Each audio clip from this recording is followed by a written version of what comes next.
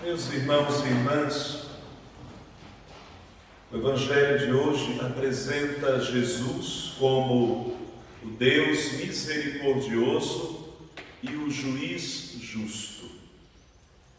O Evangelho da mulher adúltera, muito conhecido por nós todos, em que o Mestre surpreende aqueles fariseus que desejavam aplicar sem equidade, sem temperança e sem misericórdia a lei de Moisés, mas com a intenção de condenar Jesus, de colocar Jesus em uma situação constrangedora.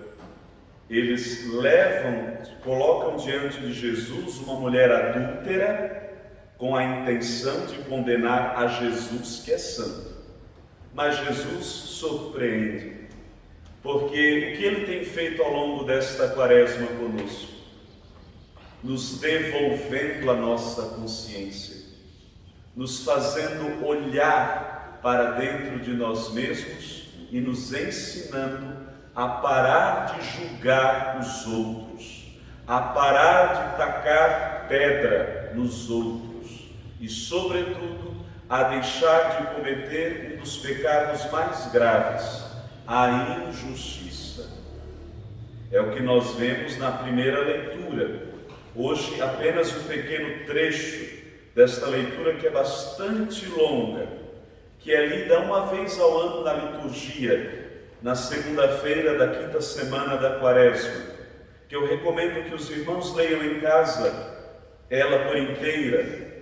Profecia de Daniel, livro de Daniel, o capítulo 13. Podem ler todo o capítulo 13, que entenderão melhor esta leitura.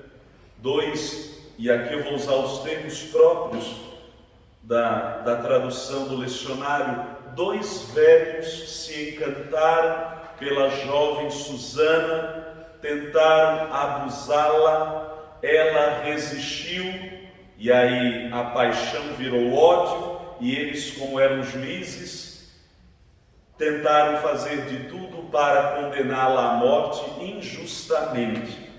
Porque essa leitura aparece justamente a partir da quinta semana da quaresma, porque ao longo desta semana nós vamos acompanhar o quão injusto é o processo que Jesus sofreu até ser condenado à morte de cruz.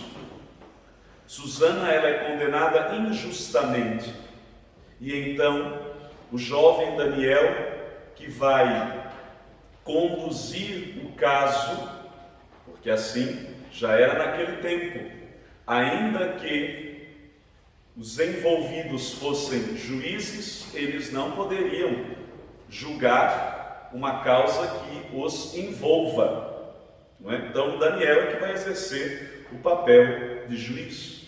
E Daniel, instruído pelo Espírito do Senhor, percebe a malícia, percebe a perversidade e, sobretudo, a injustiça, e manda que aqueles senhores façam novamente o seu depoimento, agora separados, e percebe que, por meio dos depoimentos, os dois se contradizem, e assim consegue resolver essa injustiça e livrar Susana da pena de morte. Quem nunca sofreu uma injustiça?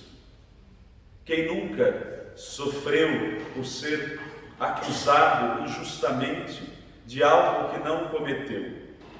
Sem dúvida alguma, é um dos maiores sofrimentos e angústias que podemos passar em nossa vida. Mas, como diz o Salmo responsorial, mesmo que eu passe pelo vale tenebroso, nenhum mal eu temerei, estais comigo. Meus irmãos, cada um sabe da consciência de seus pecados, mas, por favor, não vamos cometer injustiça contra ninguém, porque Jesus ensinou no Evangelho: antes é preferível sofrer uma injustiça do que cometê-la.